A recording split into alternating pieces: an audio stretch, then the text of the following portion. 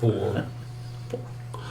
All right, ladies and gentlemen, welcome back to On the Spot with David Rodgers. To my left is the Byron Bagwell. To my right is Michael Heater, filling in for Mr. Mitchell Gunner. We'll explain that here to you when we get to the round table. Also, I am your host, David Rodgers. God bless you guys, and thank you for joining us. I'm sorry about the technical difficulties.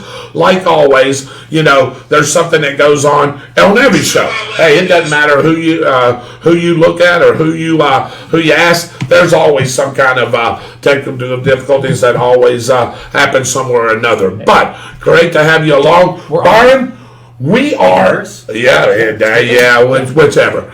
So, hey, it happens to us too, and we're the best. We think we're the best. Well, of course we are. Of course we are. Byron, you have a famous quote tonight. Yes, I do. Do you really? Well, let us hear it. Politicians, like diapers, need to be changed often and for the same reason. Oh, wow. That's a founding father quote. It is not. It is not. It is not a founding father, but this is a very famous American that everybody knows. Really? Oh, well, in that case, then, I got to guess. Okay. Shall I? Yeah, Sure. Ronald Reagan. Nope. Okay, I'm going to go with Donald Trump. No, it's not Donald Trump either. Dave? Rush Limbaugh. That is a great guess, though. And it's a great guess. This is a person that recently had a quote on this show. Really? That you gave. That I gave? That you gave. Is that right? Mm-hmm. Matter of fact, I told you I had a really good quote from this guy when you said it. Oh, wait a minute. Oh, man. I've got to go back on my memory. Okay, I'm going to give everybody a hint. He's going to figure it out when I say this. This guy's a writer. Oh, Mr. Mark Twain. That is absolutely correct. Okay. Yes. All right. Okay. Very good. That's very good. I like that. I've got one. If you want something you've never had, you must be willing to do something you've never done. It is a founding father. If you want something you've never had, you must be willing to do something you've never done.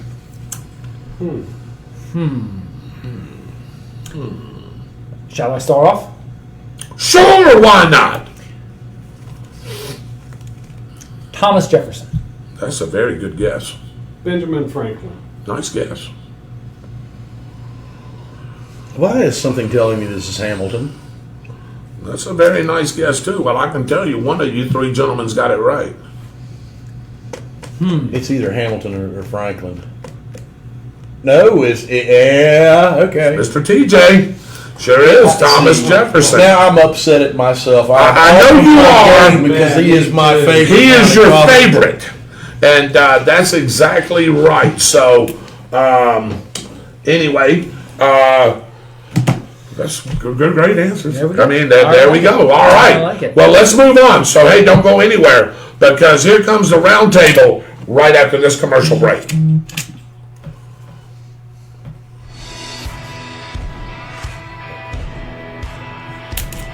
Hey Tornado fans, this is Kurt Miracle of Miracle Automotive and Towing, proud sponsors of Tornado Football.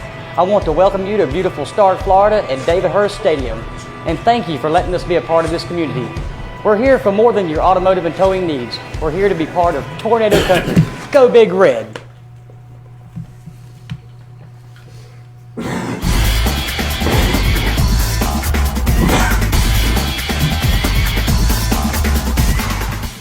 All right, here we go. Hey, the phone is up. That audio is good now. I can attest to that. There you go. This is the all-new roundtable. We go around the region, around the table with the latest news and notes. Brought to you by Harry Business in the Deerfoot Plaza, home of the $10 haircut. Call Dave and Company at 904-964-3338. We begin in Marion County, where 22 men were arrested for a variety of sex charges after detectives posed as teenagers online, Byron.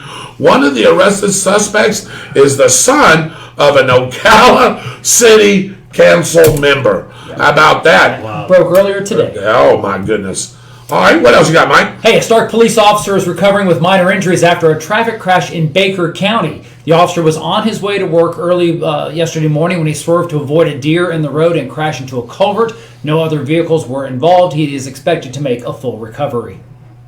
All right, up to Clay County with the county fair is in full swing after strong storms washed out the first night last Thursday. Inspectors spent days examining all 42 rides ahead of the opening of the fair, days after a 14-year-old fell, and everybody has heard this story, to his death from a ride in Orlando. The fair wraps up this week, and there have been no reported issues, thank goodness. There you go. Yeah. That's it. Hey, the City of Stark, the Fantastic Fire Brigade, and On the Spot with David Rodgers and more are bringing Majesty of Rock to Stark. The 3-hour concert is going to be at the Downtown Square. It kicks off at 6 p.m. this Saturday night. It features the best music of Journey and Styx. The concert is free, and everyone's invited to bring lawn chairs and blankets to enjoy the music. All right. As a matter of fact, the concert wraps up a full day of activities, including a Touch a Truck event that's going to be along Call Street. Starts at 10 a.m., runs until 1 p.m. A variety of construction equipment and more will be on display for the kids to enjoy. Hey, sounds like a great weekend. Sounds like a great Saturday. And I hope you'll be able to go out into that Touch a Truck event. Yeah. Down to Marion County again, where a dirt bike rider is dead and a driver under arrest following a fatal hit-and-run crash yesterday morning. A mini bike with no lights on was struck head-on by a car on Northeast 42nd Street. The driver who fled the scene was found and arrested a short time later. Go. Hey, Byron, why don't you run with this one? Yeah, the Bradford County Sheriff's Office is resuming town hall meetings with the latest goings on now in Brooker. Yes. The sheriff will highlight the accomplishments of the past year as well as the vision for the future. Another is planned for Lottie on Thursday. There we go. Dave? And finally, the Kiwanis Club of Stark is hosting a Good Friday golf tournament on Friday, April 15th at the Stark Golf and Country Club. Shotgun start at 8:30 a.m. The format will be a four-man scramble and is only $50 per person for a four-person team.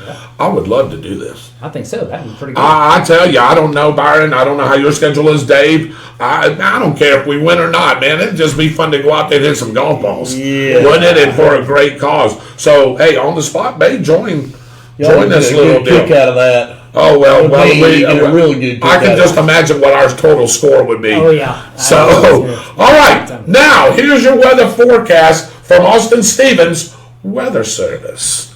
This weather report brought to you by Austin's Weather Service out of Keystone Heights.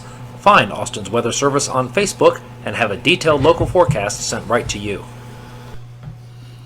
All right, good evening, folks. A lot of activities going on tonight. We start with breaking news coming out of Georgia, Warner Robins, Georgia, Warner Robins Air Force Base. Within the last 2 hours, there has been a tornado strike on the ground. Multiple homes have been damaged. There are injuries. Search and rescue teams are combing the area right now looking for survivors and those that may be trapped in the rubble. Again, that is in Warner Robins, Georgia.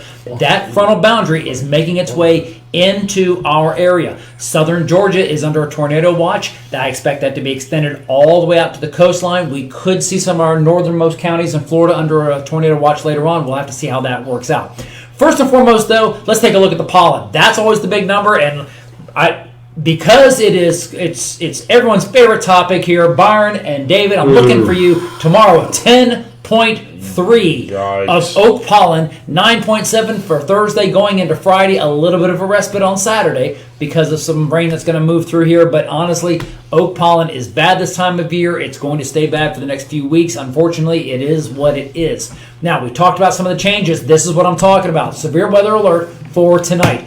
Damaging winds and tornadoes are the major concern that we're having for southeast Georgia, north of Interstate 10. However, as you see on the graphic, areas of Lake City, Union County, northern Bradford, northern Clay, over to Jacksonville, Jacks Beach, that area there, you're looking at an isolated severe storm as possible as we move into the late night hours tonight, possibly into about 1 a.m. or so. South of that line from Gainesville to St. Augustine, thunderstorms are possible. I do expect rain in the area. I don't expect it to be a deluge of rain like we've had recently, but we are going to be looking at the potential for severe weather. Make sure you have multiple ways to receive alerts, whether it's for text alerts on your phone from the National Weather Service, you're doing social media, whatever it happens to be, just make sure you're paying attention to that. Now, that frontal boundary, of course, as you can see for tomorrow's forecast, is pushing through. This is a future graphic for tomorrow because the rain that's moving through tonight, we're expecting another round of showers tomorrow. Temperatures behind it, comfortably seasonal, but a little bit more cooler because of the lower humidities. Ahead of the front from Charleston, Jacksonville, down to Tampa, same temperatures, higher humidity levels, winds out of the south. It's going to make it feel warmer than it actually is, cooler on the backside of the front as we move forward that way. The local forecast, rain, more rain, Wednesday and Thursday, starting to clear out on Friday, but check out the weekend temperatures. I'm loving this for the Touch a Truck event and the concert Saturday night in Stark. Tomorrow's high of 85, 80 on Thursday, but 71 on Friday, 72 on Saturday, 74 on Sunday. Lows are going to be around 50 degrees Saturday night and Sunday night. It's going to be an amazing weekend. Get out and enjoy it.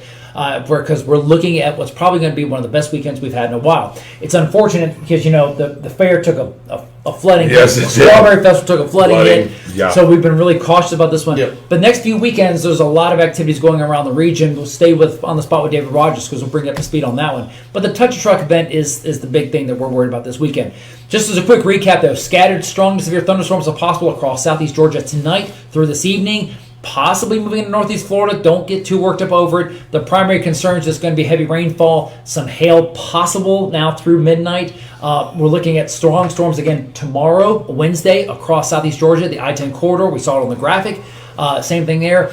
Minor river flooding still occurring on the Santa Fe River, so be aware of that if you're over in Alachua County, in that area like that. Still some minor flooding. We are monitoring the Sampson River, headed down into Sampson Lake. Those areas, the water is holding. It's not rising any further. We're hoping to see those numbers start to drop here in the next little bit as well. That is the latest from Austin's Weather Service. Dave, we'll throw it back to you. All right, thank you very much, Mike, for that weather report, and we'll bring you that back again toward the end of the show. So, again, welcome into On the Spot with David Rodgers. Again, I want to apologize for the technical difficulties earlier. Glad that we're able to be back on the show. To my left, making his appearance after about a 4-week hiatus, Mr. Byron Bagwell, the Byron Bagwell. He's got a lot to talk about when we come to his segment, the news nationwide, politically wise, in the political realm. Got a lot of stuff to talk about, Byron. And I tell you, I know you've been about waiting. 5 shows with it. Yeah, I know Yeah, you could. you could. That's for sure. To my right here is Mr. Michael Heater, filling in for Mr. Mitchell Gunner. I'll get into that here in just a little bit. And our esteemed producer back there with the beautiful hair, the beautiful look, the guy that's always the best looking on the show. That's our producer, Dave Holland. Say hello, David, owner of Hello, Harry Business. everybody. There you go. That's it. So, anyway, we're going to get prepared to talk about trivia. Trivia on Wednesday nights at Fun Point. Michael Heater is the host there. Starts at 7 o'clock sharp on Wednesday night at Fun Point. Thursday night at the Downtown Grill. We start at 7:30. I hope you both of y'all can make it on one of those nights or both of those nights. We've got several things that we'll talk about that's going to be upcoming. Michael sort of hit on that last week or the week that we were here together about what we're going to be doing. There may be some swap questions, some things like that, but I want to move on with the show. So Thursday trivia answer for the Downtown Grill is, Michael talked about it, rain. And I'll have you know that for those of you watching and interested in joining us Wednesday night at Fun Point, you may want to pay attention to our next segment because the next segment is one of the questions for Wednesday. Oh, boy. So we're getting ready to get that. So don't forget rain. Hey, the easiest, either 7, 9, 11 points that you'll ever get from me. I know Michael's got some categories like that as well. Absolutely. And here we go. This may be one of those. And now here's everyone's favorite segment that brings back a little history. Brought to you by our great media partners, Eagle Country 106.3 FM, Chuck and Mary Kramer and Lynn Vellis, and the Bradford County Telegraph, John Miller, John Ryan Tillman, Mark Crawford, and of course Cliff Smelly. Here's what's the dates.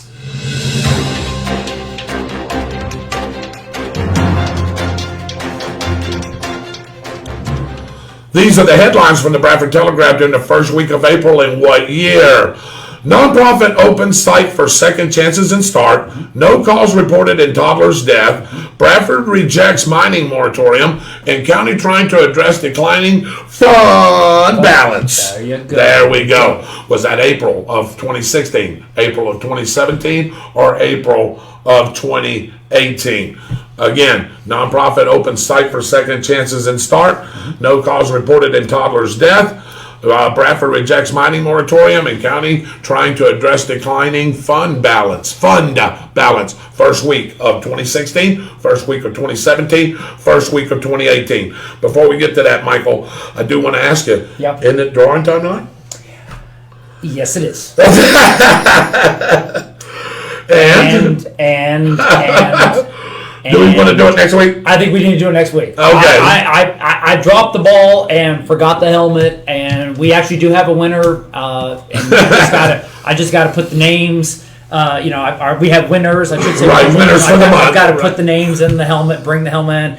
It's a special helmet. I don't normally carry it around with me, but yes, we will absolutely. Next Tuesday night, we will draw a winner for the month of March. That sounds good. There we go. All right, I'll read the first one. Byron, you read the second one. Michael, you read the third one, and I'll read the fourth. Okay. The transition house and diversion facility for those arrested on nonviolent charges, including drug and alcohol abuse, opened its doors in a dedication ceremony in Stark. A 23-month-old child found unresponsive on the living room couch in his home on Northeast 19th Avenue near Stark was pronounced dead after he reportedly fallen asleep on the couch the previous evening. The cause of death remained under investigation. Exactly. A split county commission narrowly rejected a recommendation from the North Central Florida Regional Planning Council to pursue a year-long moratorium on mining permit applications. Bradford County's auditor continued to caution the commission about its dwindling fund balance, but the county hopes to begin paying back those losses by cutting spending over the next 2 years. Did you like that? I was bouncing back and forth between, was that the first week? Okay. Was that the first week of April of 2016, 2017, or 2018? Again, we're going to check the comments. Hello and welcome in, everybody. My name is David Rodgers, Mr. Byron Bagwell, Mr. Michael Heater, Mr. Dave Holland. Glad to have you along. Thank you for joining us on this beautiful Tuesday night on the spot with David Rodgers. A lot to get to. We've already went over some local things. Do we need to probably re-hit that since that was sound, Mike? Just some things, or do we have sound when we did that? I think we pretty much covered everything except Mitchell. So okay, we'll cover that here in a minute. Mitchell a little bit like that one. I think we're good to keep the flow going. That sounds good. All right, I want to welcome in Tommy Bryan. Good guest by Sean Hannity. No, I don't look like Chuck Kramer. He's a lot better looking than me. Adams is a good guest. You're the three best podcast guys in Florida. Thank you very much. Appreciate that. Gail Allen, Benny Jackson, and some others are watching. Randy Brooks is watching. Kathy Stearns, Trent Bryan. Roy Jackson says 2016. Okay. Jeff Goins is watching. Benny Jackson says 2017. Dwight Allen says 2018. Yes. Waiting on some other answers here. Again, this is your chance to try to get your name into the pot for a $25 gift certificate to the Downtown Grill. Last winner, I do believe, was Mr. Dwight Allen, right? It was Shirley, then Dwight, or was it Dwight, then Shirley? Nope, it was... Do you remember, Dave? I think Dwight was the last one. Yeah. Dwight was on, so it was Shirley for February, Dwight for March, or no, January, February. We haven't drawn for March yet. That's correct. So we're waiting on that as well. So USO, no problem. I'll get back with you here in just a little bit. I like to help out the USO, of course, and our troops and everybody else. Absolutely. But I'll get back with them here after the show. We need to write Dwight's guest down because his comments coming through. Yeah, absolutely. So 2018 for Mr. Allen. And again, welcome in. Waiting on some more guesses here. So Benny Jackson says 2017. Amy Cohn, 2016. By the way, Amy, thank you for joining us. Amy is one of Mitchell Gunner's co-hosts, which we'll be talking about that here in just a little bit. Yes. So she's going to join Mitchell Gunner on the Spot Motorsports with David Rodgers tomorrow night at 7. Again, we'll talk about that here in a minute. Mr. Brooks said 18. Did you get Randy? Yeah. Okay. I'm waiting on Miss Shirley Bagwell. She's always got a guess. She may have gotten frustrated. Well, may I have? You know, she I may can't have. tell if she's still on or not. Are you still on, Mom? Yeah, are you still on, Mom? Okay, well, we'll find out here in a minute. Anyway, we've got a few guesses right here. I'll go around the table. Byron, what do you think? 2018. Oh, he said that awful confident. With conviction. Well, he's too confident. Okay. I'm going to go 2017. Because he was so confident. Yeah. All right, Shirley Bagwell is on. Oh, good. So, Shirley, 2016, 2017, or 2018? I don't know. Go back real quick, Michael. Do you mind? And we'll just give her. It's nonprofit open site for second chances and start. No cause reported in toddler's death. Bradford rejects mining moratorium. County trying to address declining fund balance. So, was that the first week of April of 2016, 2017, or 2018? Tammy Testone says, give me 2016. But first, Yes. 1, 2, 3. Ready? Hello! okay. 10, There we go. So waiting on Shirley's guess. Albie does say hello. We said hello back to him. you Glad to see you. Glad that you guys are on. Lynn Bourbon, thank you for joining us here on the spot with David Rodgers. Again, everybody's asking about Mitchell. I promise you I'm going to get to that. We'll get to it. I will get to it. Mitchell did a great job and still doing a great job with us. We just got him a little bit more excited and a little something for you racing enthusiasts, if you don't already know, that I'm going to break down and explain here to you in a little bit. So I'm waiting on some more guesses. David, 2017. David, I'm going to go 2018. Just something on one of those stories, and I'll tell you which one it is after we get the guesses in. Yeah. It's 2018. Just think that mining. Think about that mining. Yeah, I got you, and that's why I said, and I'll tell you why I thought I said for that. I'm just waiting on a couple of more guesses. I'm assuming that I hate that Shirley's not going to get in on this. I'd like. Okay, I can't get audio. What is the question? Okay, it's we're on what's the date? We're on what's the date? It's nonprofit open site for second chances and start. No cause reported in toddler's death.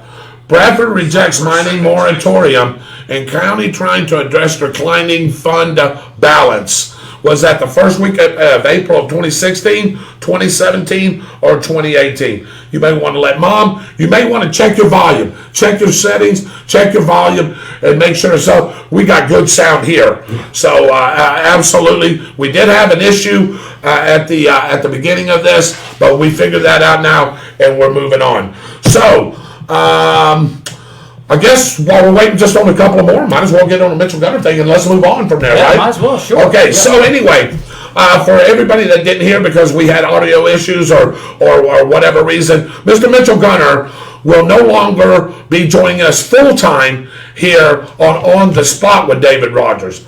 And why? Because Mitchell has actually, let's call it what it is. Mitchell got a promotion. He did. Mitchell got a promotion, and we as a team figured out, hey, he was always bringing guests on, especially racers, NHRA mainly, other guys that are involved in the business. And it's not that we didn't want to take away from the show because we love doing it, but we wanted to get to the other things we wanted to talk to about as well. And the way to do that is, you know, if we got a guest on, we want to give them a good 30, 45 minutes, you know, when we do an interview. And it was taken away from some other things that we wanted to do with the show. So as a committee, as a team, we decided what's the best way to do that. So we said, hey, why don't we create an on-the-spot motorsports page with David Rodgers, let Mitchell Gunner run that whole deal over there. So Mitchell Gunner is now the host of On the Spot with Motorsports with David Rodgers. Right now, that show is on Wednesdays. It starts at 7 o'clock. He'll have co-host Cece Marie, I hope, as each and every week, and a girl named Amy Cohn. They're part of the Throttle Girls. So they'll be joining Mitchell talking about all kinds of racing, from NHRA, from NASCAR, from dirt track, from car shows, Rally, the firm, exactly. you know, races that are going on locally and in the state or in the region. They're going to be covering all of that, and you'll be able to catch that right now on Wednesday nights at 7 o'clock. And I want to commend Mitchell Gunner, Dave. on his taking off with this thing. That page has grown by leaps and bounds.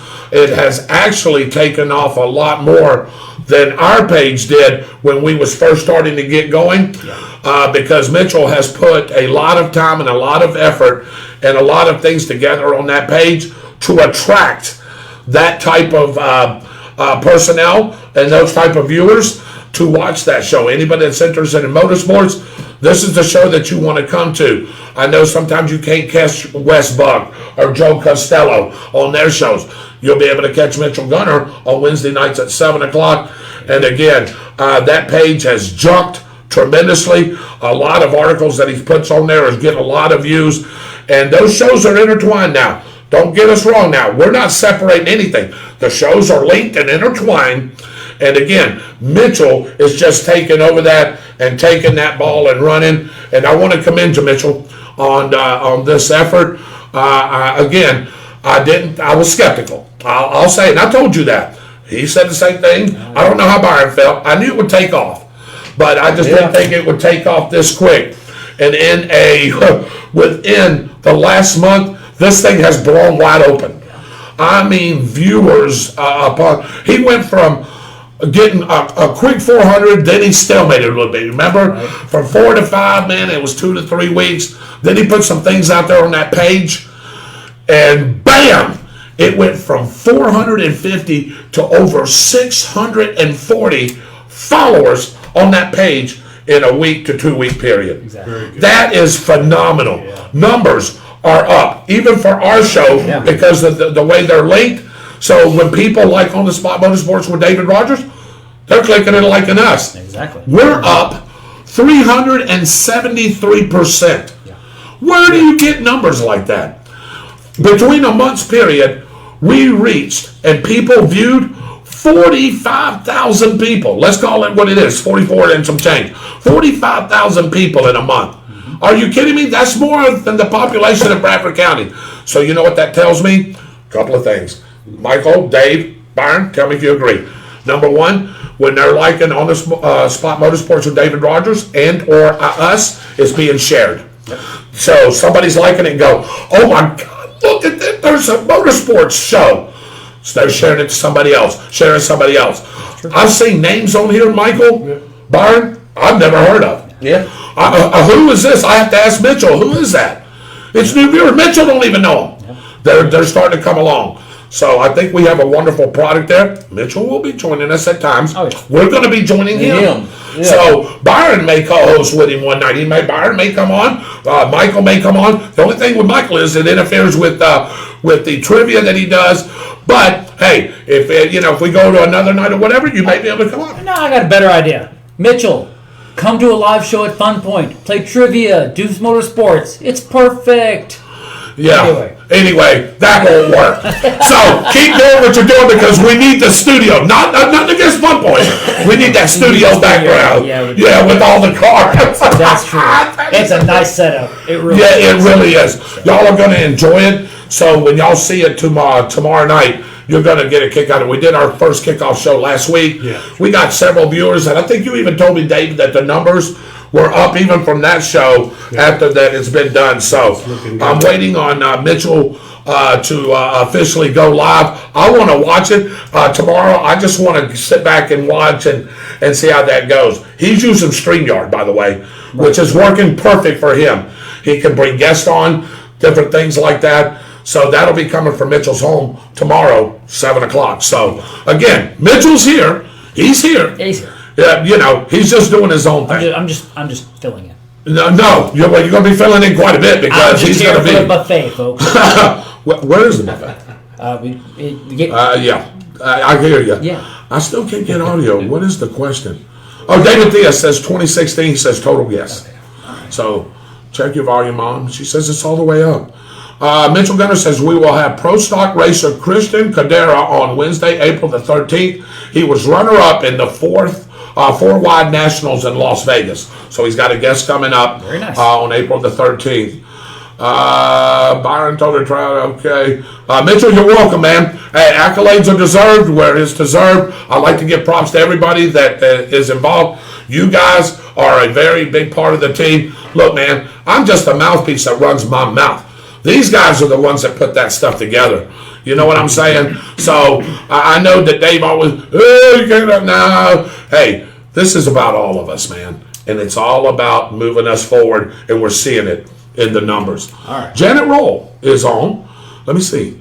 Hey guys, got here as soon as I could. I attended this evening's city council meeting to accept a proclamation on behalf of court-appointed special advocates of Jackson County for Child Abuse Awareness Month. I'm a board member and was accompanied by one of caseworkers. Very important assignment. That's my personal friend Renee Stegall Shaw that just got that accolade. Very good. So very good, Renee. I'm very proud of you, and I'm hoping we can come over to Pascagoula and that area, the Gulf Coast area, and maybe do a show one day from over there and bring back all our old classmates and see what we can do. David Thea says, congratulations, Mitchell Gunner. Oh, I'm sorry, Mom. Golly. David Theus had a good idea. To refresh the phone? Yeah. Yeah. So anyway, we're going to have to move on. I'm sorry about that. And I hope Mom can get her. That's Miss Bagwell. We love her to death. I hope she can get that fixed. Anyway. It's a weird night. It is. It's a weird night, man. But hey, we're going to get through it. All right. We're going to do the drawing for March's winner next week. You just heard the man say it. Next week. So next week, but for this week, let's see how many we're going to have move forward. Drum roll, please. I'm happy to say, gotcha. Oh! And, 16.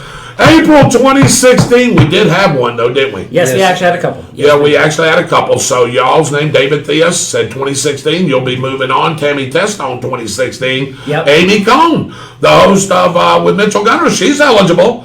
Nice job there. So Roy Jackson, we had several. Yeah, we did. Yeah, so we got 2016. some good numbers. Very good. All right. We So got a little bit of some breaking news. News. Yeah, a little breaking that yes, we do. just came in the wire. Yeah, we like I'm that. gonna move it on. Yep. Yeah, let's do it. Here we go. All right.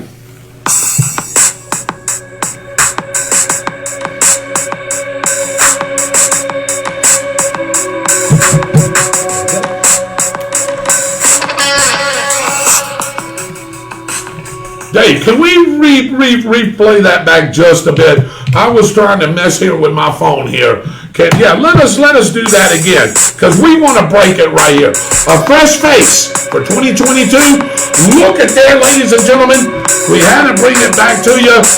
Vote Michael Heater for Stark City Commission, District 1, City of Stark.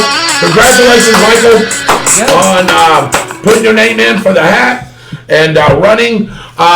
Can you tell us a little bit about what's going on? I know you probably can't get into it too deep. We'll go and talk about it now. We've been sitting Okay. on this for a little bit of time. We're waiting for the redistricting program to go through with the city of Stark here. I had been asked if on the spot with Dave Rodgers could be the one that provides the breaking news. That was it. We're making the announcement official as of this evening. Papers get signed tomorrow. I am running for District 1. For the city of Stark, we're looking at making some enhancements to infrastructure. Tourist development is one of my big keys on that one, and annexation. There's been a lot of discussion about the utility costs and that sort of thing like that. The good news is that unlike other government entities in the region, we're not in the red that a lot of other places are, and it's one of those deals where you kind of get what you pay for, or in some situations you're getting what you're not paying for, and ultimately it's going to cost you in the long run. So what we want to do is I'm coming in with the approach of I want to make sure that we solidify where our money is going and that you get the biggest bang for the buck. So I'm excited for serving the south side of the city of Stark. I'm looking forward to a very positive race. I'm looking forward to a lot of interaction with the candidates that are going to be involved in that one and the citizens as well. And proud to be serving alongside my wife, who's going to be working with the city as well. Yeah, and right now, and I know this is fresh, so again, thank you for letting us break that news. And do you know who your opponents are right now officially, or can you go into that just yet? There's nothing official on the county website, Supervisor of Elections website. I have Okay. been told there are a total of 3 people that have expressed an interest in running for City District 1. One is the incumbent, Commissioner Danny Nugent, who is going to be running again, as what I've been told. And then also Cassidy Udi, wife of Mark Udi, is going to be running as well. That may change. There's nothing official. Those are the names that have been thrown out there. Okay. We will see how all that plays out. But we'll see how things go. Qualifying is in June. The election will be held at the same time as the primary elections for this election cycle for this year. So city residents will not be voting at City Hall as been the past practice. You'll be voting at your normal voting precincts that you would be going to when you vote for your primaries. So for Republicans and your Democratic primaries and that sort of thing, it'll all be done at the same time that you'll be voting for the new city commission candidates that will be running at that time. Another quick thing like that, since we're talking about the city and city government as well, tonight was a city commission meeting. Several things that happened at the city commission meeting that ended just a short time ago, according to a young lady. I've got a photo that was sent to our producer. He's going to pull it up and hopefully put the graphic up right now because I just sent it. One of the resolutions that was passed was recognizing the achievements of the 21-22 Bradford High School boys basketball team. The other one was the recognition of the achievements of the Bradford High School girls weightlifting team. That was a special proclamation that was done recognizing each of these teams for an outstanding effort, as we all well know, like that. So we're looking forward to continued success in that program as well. Hey, Mike, speaking of those two things, do you know, and y'all all know this because we beat it to death, and we want to keep doing it because we're very proud of our young men and women. This happened within a 3-week period. Yes. 2 state championships within a 3-week period. I know there's a lot of teams out there and a lot of high school teams that have got strong programs in everything that they do. But where I've looked into folklores of things, Byron, and I have never heard of winning 2 state championships like almost back to back. Yeah. You know what I mean? In a small period of time. Yes, you may win one in football, and then a school may win one in baseball. There's a long period of time. But in a 3-week period, Mike, 2 state championships, that's really unheard of. And I'm excited because I don't think that this is the end of it either. I'm excited about what's going to be happening in the fall. Yep. The Touchdown Club will be meeting this Monday night. They postponed it one week. So the Touchdown Club will be meeting at the Downtown Grill at 5:30 p.m. If you're interested in staying in touch with Bradford School sports, especially with the football team, I invite you to come out, join us, take a look at what's going on like that. When you're looking at the faces of the Bradford High School football announcing team for on Friday nights in the fall. So we're excited about some of the developments that's going to be happening with the Touchdown Club, the booster program for the high school and the students that's going to be going on as well. So that was something that came up like that. And again, the City Commission did tonight recognize both the high school boys basketball team that take the state championship and, of course, the girls weightlifting team. Do we have that photo by chance there, Dave? We got the weightlifting team coming up. Yep, yes. Right. So here we have a graphic that was sent to us by way of Mrs. Lisa Heater with the City of Stark. I love saying that. Sounds like Man. Is she related to you? Yeah, with a little connection there. All right. So you'll see that the weightlifting team was joined by the City Commission, the police chief, the mayor, of course, standing there holding the proclamation. The city clerk is there, other commissioners and team members as well. They were recognized for their outstanding effort for representing Bradford High School, and of course the boys basketball team was represented as well. Another thing that came up was a resolution of an interlocal agreement between the city and the county for the division of fuel tax proceeds on the fuel. Local option tax that was seized. Yeah, it was done. There was also discussion about impact fee proposal that's gone before commission for further discussion, and also the purchase of 2 police vehicles using some federal funding that is made available to the city as well. So that was just a couple of things that happened in the city commission meeting tonight. Should things progress as I myself hope for.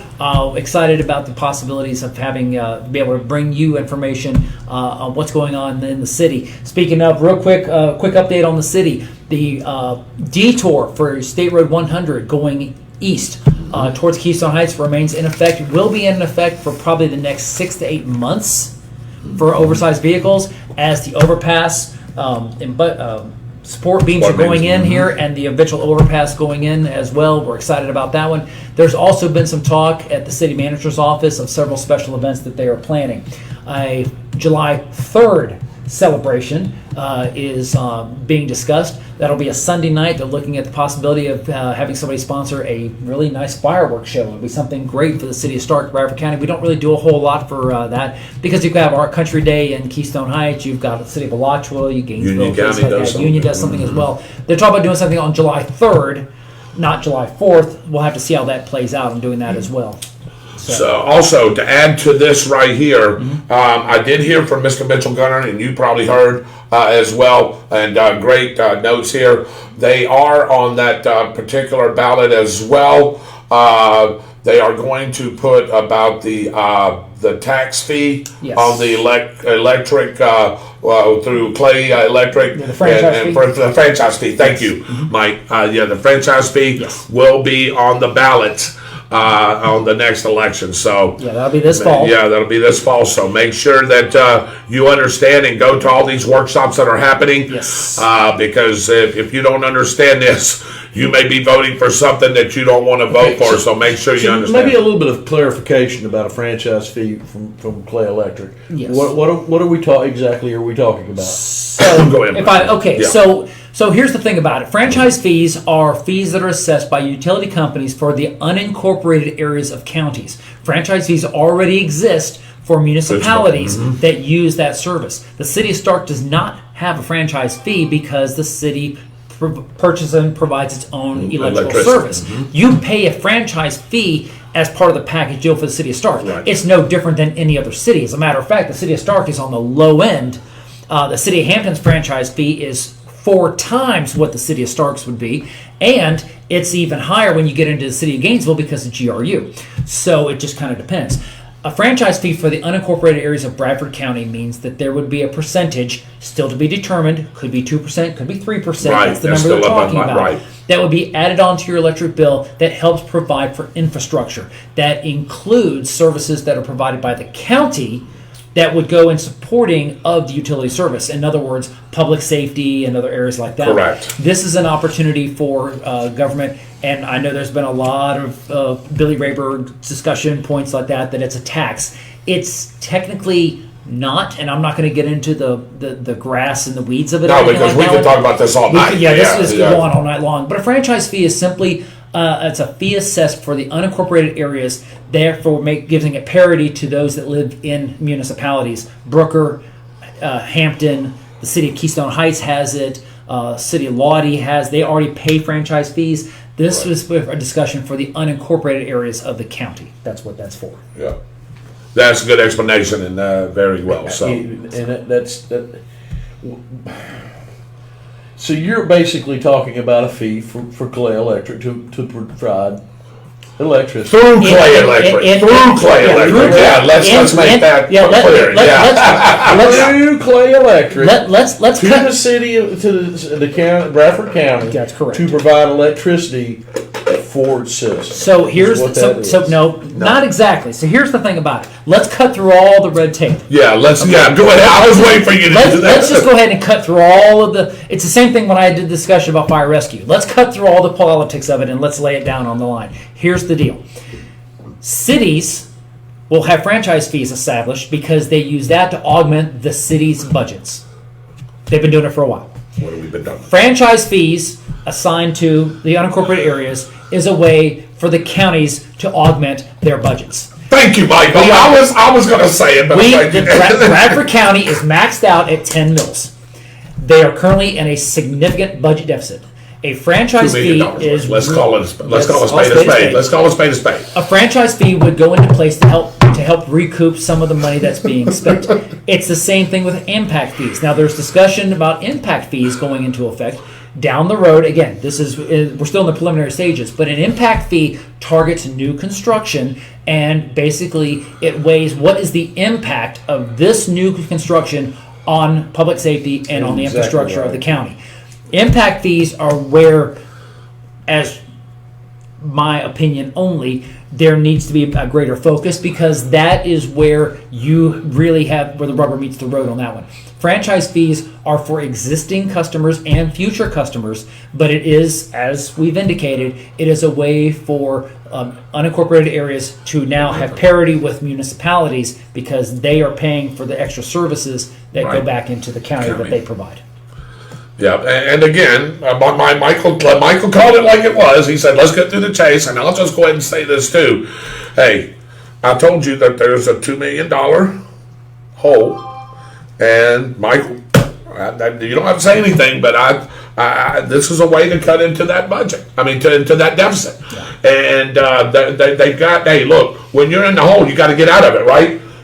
Now, so how do you get out of it? So you got to start applying something somewhere. And let me clarify that further. So I there's been how to get part of it. I know. Yeah. So let me clarify another thing that's happened.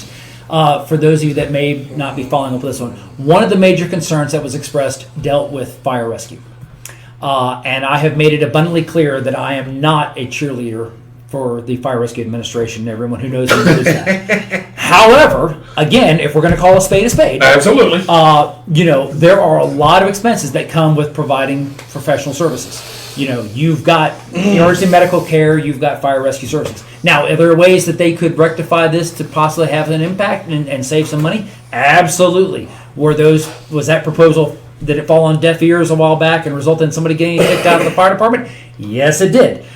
That being said, effective April 1st, Bradford County took an ambulance off the road.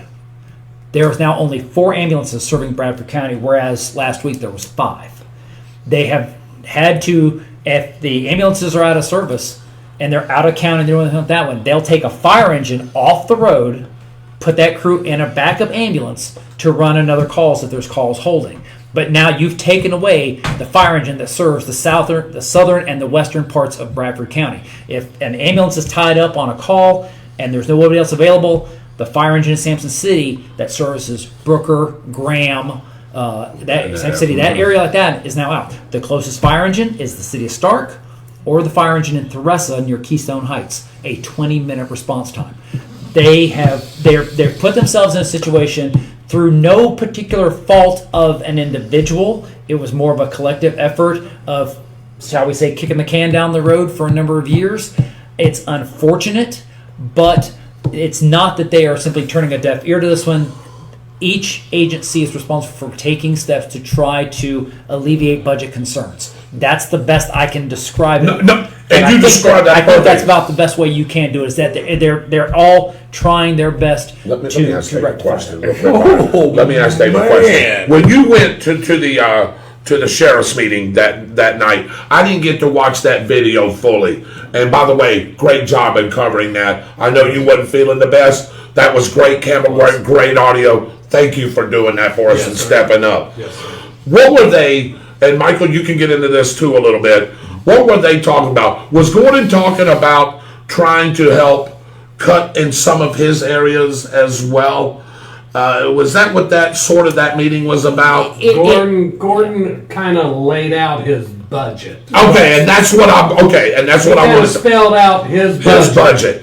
And I commend Sheriff Gordon Smith for doing that. Yeah. He needed to do that. He had all his people around. Yes. And when he did this, and he pretty much laid it out. Again, I didn't get a chance to watch the whole thing, but I thought it was about laying out his budget and where he's going to cut. Good numbers. And where he may have to cut and this and that. I did hear some of that. Yeah. Yes. So, okay, I wanted to make clarification. There were a few questions from the crowd. He answered those very well, and... it was okay. Yeah, it was good. Okay, Byron, I know you're go ahead, man. I'm waiting for you. You got to see the steam coming out of my ears. Oh, absolutely. I see the steam. Your mom already seen it. Oh, I thought that was something on my screen. In all seriousness. Yeah, let's go. I'm not going to go on about this. But when you spend as much money as you did on a warehouse instead of a fire station, this type of budget fall happens. And to be fair, it's more than just the building. Okay. And let me clarify that first.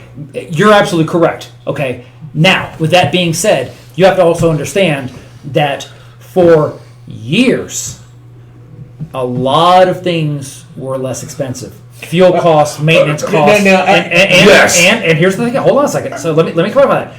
And you were also relying on a budget that included volunteer firefighters, it was a hybrid system, and when you pull the trigger to go to a professional agency, you have to follow certain federal guidelines. You know, you cannot send one person by themselves to a structure fire. I know when you're having volunteers, you do that. Sorry, honey. They don't do that anymore. You have to send a minimum complement of apparatus and personnel, and you have to pay for those personnel, and you have to make sure that they're compensated appropriately. They're still getting paid lower than a lot of other agencies and and other comparable divisions and departments around the county, but they work a 56-hour work week as opposed to a 40-hour work week. Yes. And so therefore, by federal law, you gotta pay the overtime that's required. Yeah. So even if you only paid them $12 an hour, which is a lot lower than anyone else around the area, you're still going to have these numbers that show what they make and compared to their benefit packages like that one. It's fire rescue is an expensive proposition. Yes, it is. And it is not something that it's recoupable.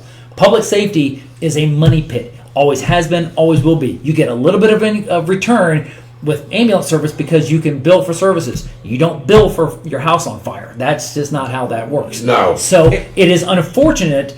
It's a happenstance. Now, could it have been done differently, managed differently years ago, and planned for the future using proper strategic planning? Yes, that should have happened. It didn't. The decision was made to kind of keep pushing it off, and now we find ourselves in this position. That's one of the things you have to give credit to the City of Stark. The City of Stark looked at strategic planning and said, wow, you know what? And we're going to come to a point where we have to have a minimum of firefighters, and they planned for it accordingly with a budget that allows them to stay in the black. All right, really quick, what you're saying proves my point. Mm-hmm. If you are going to do what the city of the county is going to do with the firefighting service, you cannot have things happen like what happened with the fire station on the outskirts of Keystone and Speedville. You cannot have that happen because this county has a very limited budget. The people of this county have very limited salaries for the most part. When you start having waste like that, it affects everyone in the county. Mm-hmm. And it infuriates me because it's not fair to the taxpayers to make them pay for that and then turn around and say we have to do something else. Because guess what? They didn't do that. The politicians they elected did that. Right. And that's on them, not on the taxpayers. And again, I want to say this, and we're talking about Bradford County and the City of Stark, but let's just take whole Bradford County and I've said this many a times in the whole aspect of things. You've got a lot of retirees here, a lot of people that come here, they retire, they work here, they live here, and they retire here. They're on limited income budgets. And, a person that's getting $1,200 a month, you know what I'm saying? That's already paying, hopefully their rent's paid, but they're having to pay their bills or whatever. Now you're asking them to come out a little bit more out of pocket on money that they don't have. So again, are we getting blood? Can we get blood out of a turnip? And the answer to that is no, because, okay, let's just say my grandmother lives here. She's on $1,200 a month income. Yeah. We've got her bills already stacked and knowing what we're going to pay. The poor lady has $100 left to her name to do whatever she needs to do. Okay? Now, the county is asking for my poor grandmother now to pay, let's call it 3%, Mike. Right. A 3% franchise fee on top of what she's already paying and what she's budgeted for. Now that $100 becomes $70. You see what I'm saying? Now, what is my grandmother's relying on that other $30 to do some other things? Now let's hold on. Again, let's call a spade a spade. Yeah. 3% is only $3 out of that 100, not 30. I get So, it. Yeah, and a lot of people. This is what a lot of people they get upset about. That was the same thing when they did the proposal for a fire assessment. They were like, "Oh, it was just great." No, you can't get that greedy that quick. You've got to ease into it. You have a budget you start off with. And again, I made a pitch. I made a proposal. This goes back a couple of years ago. It was rejected. That's fine. I'm not the one that makes those decisions. But there were ways that this could have been done that could have rectified this and alleviated some of the concerns, not all, but some of the concerns that residents, including Byron, would have about this sort of thing like that one. But we've reached a point now to where we've got to make some deeper cuts because the little cuts, the little things that we could have done years ago to this point to kind of help manage it and get it going in a proper strategic direction didn't happen. Here's the next question. If it's $3 out of that $3, and you're right. I'm sorry, Mike. I did my math wrong. I Yeah. mean, if it's $3, Is it ever going to go away? No, it never's going to go away. No, either. it will never go away. It's never going to go away. So that $3 is going to become $6 eventually, and it's going to so on. And that's the problem. That's the problem. The public record should show how much every one of our city managers and councilmen got a raise for this last year. It is all public record, and you can simply contact the courthouse and ask for it. The media does it all the time. You can reach out to the local newspaper to do a public records request, and then they can do it as part of a story. But you yourself can do it. I know somebody, if you want to know the city of Stark, I can tell you the person that handles that sort of thing, and will provide you information instantly because it is a public records request. And I'm going to tell you who else knows, Billy Rayburn. Just contact Billy Rayburn. He'll give you every salary. From what I have seen from that, you could take 4 or 5 of those salaries and pay for that fire assessment. That $3. Good point. And it is very likely You have $1 million shortfall in Stark, and you have $2 million shortfall in the county. Yet we're giving raises to the people that are governing our county. So let me clarify that further because that's another important point. There is information out there that says that the city is in $1 million deficit. That's not accurate. Okay. What happened was a previous city manager who was writing the budget inadvertently doubled the money that was coming from the CARES Act and wrote it into the budget and doubled it. Presented that budget, it was corrected, and then because that money was taken away, it gave it as a deficit.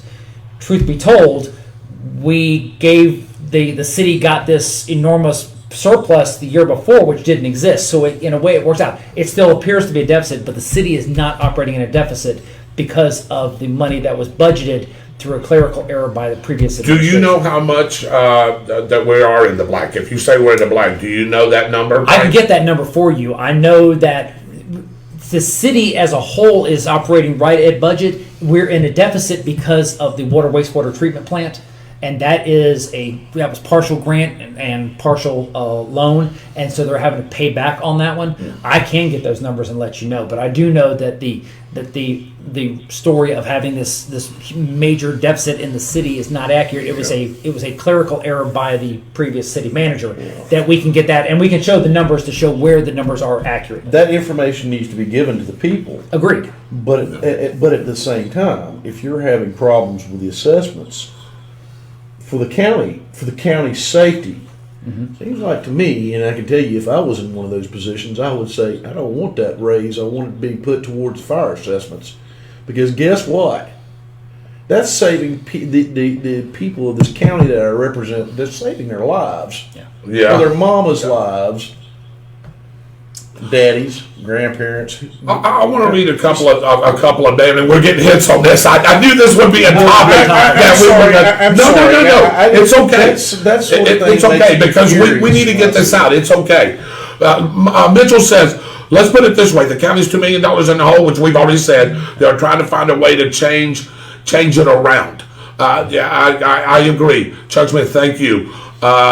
Mitchell Gunner says, I hope to have an update on next Thursday night. This will be the last time impact fees were used. Then a total of how many houses have been built since then to show much money has been lost by doing this. Yeah.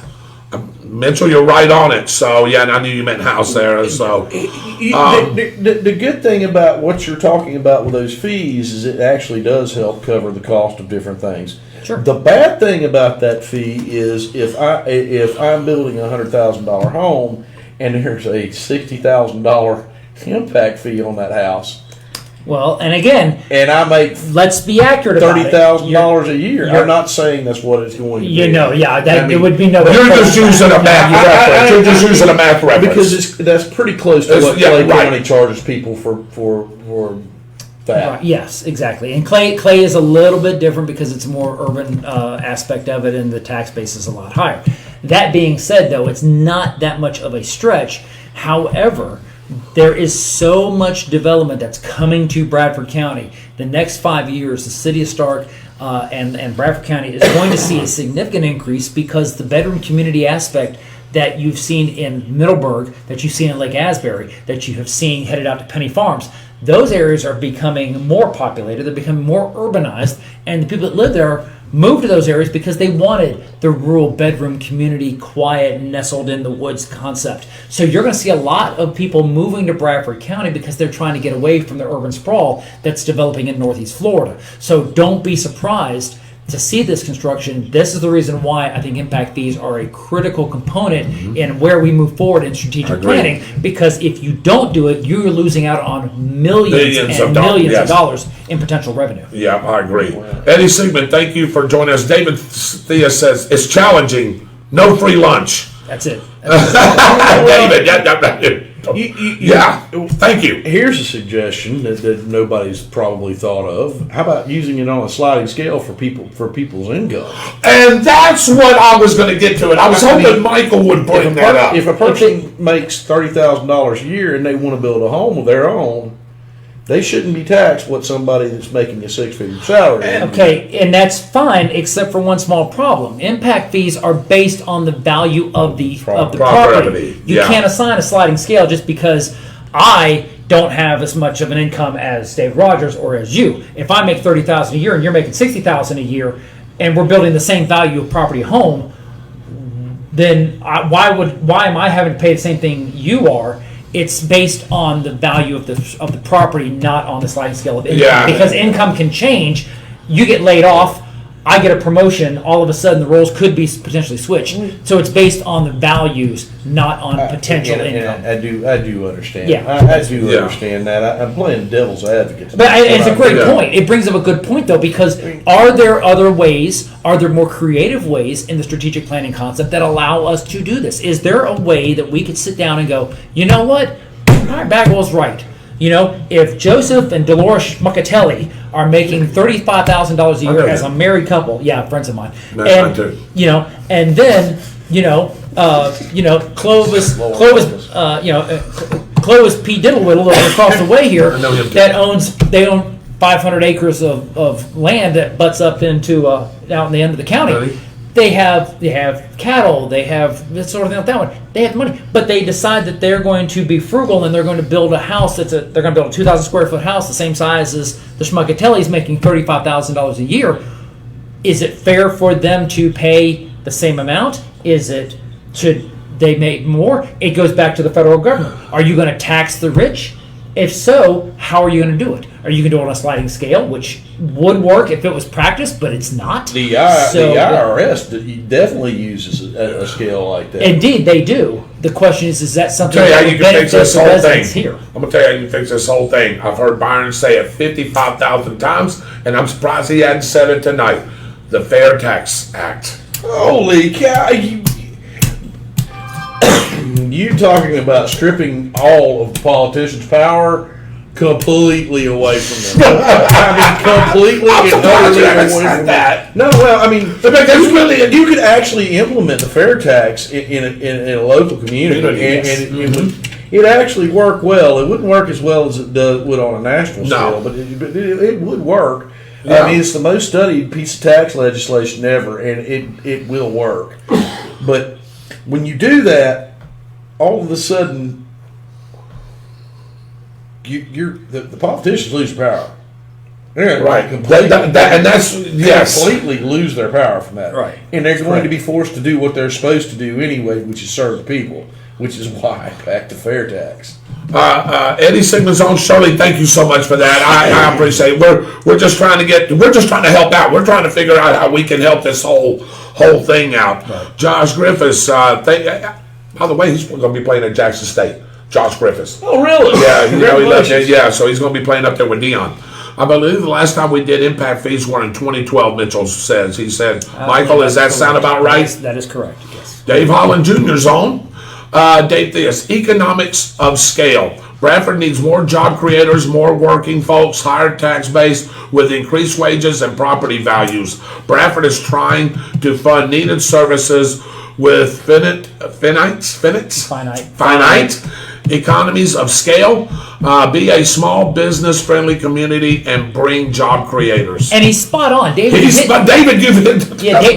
hit the nail on the head with this one, because what is going to happen is that with this influx of new residences that's coming in here, then again, proper strategic planning says, hey, if we're going to build 150 new homes out at 16 past the bypass, we're putting in an apartment complex with 400 apartments off Southern Village Drive, we're putting in Sandcastle Developments going in with 28 homes in the city of Stark.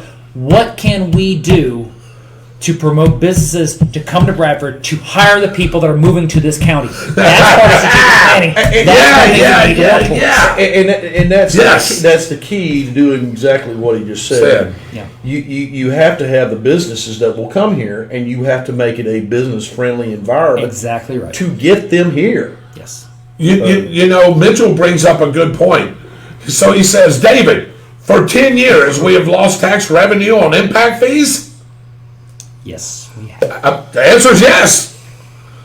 If it was working, would the county be in the red right now? Maybe. I don't know, but we would be $2 million in the red. Who knows? But no, I agree with you. Jennifer Dodge, thank you for joining us, by the way. Yep. Been missing you on the show. This proves something I say all the time. Local elections are just important as the federal ones that are also popular. Absolutely. We can't just vote someone in because they are a friend. Qualifications are very important. And Jen, you hit a spot on the head, and that's the reason why it's important that, here's the thing about it. One of the things that I push for, and yes, we made the announcement tonight here. Yeah, I care about who you vote for, but it's more important that you vote. You sit here, people sit here and they complain about, oh, we did this, we did that. Well, this is an opportunity for you to make change. Get behind somebody that you believe can do a good job and vote. Get your neighbors to vote. Get out and vote. That vote is what the key is what makes a program successful or a failure if you choose to either vote for somebody because you don't like their opponent, which I know was a big push than the last federal election. Yep. Oh, orange man bad, I'm going to vote for the other him. So, dementia-ridden idiot. Okay. But the point is... Sorry, I just saw a comment. I really want to know when that happened, by the way, because if that happened, this man needs to be removed from office right now. But the point is that the key here is that your it was in the video, you saw it. Your voice, your vote, that is what elicits change in our communities. And make sure when you vote, Michael's got a great point. Yes, your vote is very important, but your vote has also got to be important in knowing who you're going to vote for and knowing their qualifications. Knowing who's going to... Just don't vote because, like you said, you don't like the name on the other side of the ballot or you like the... Make sure, if Michael is speaking to... As you know, he's going to be running for city councilman. If you know that Michael is speaking to you and is saying what you want to hear and you see it and hear it truthfully, yes, vote for Michael Heater.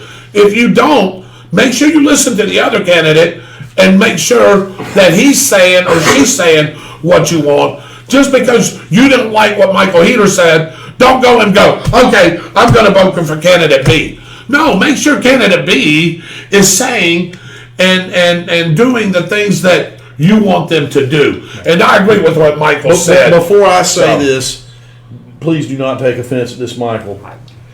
you may look at all three of the candidates and you may say, I have to choose between the lesser of three evils. And that's not what I'm saying is going to happen. I'm just saying. No.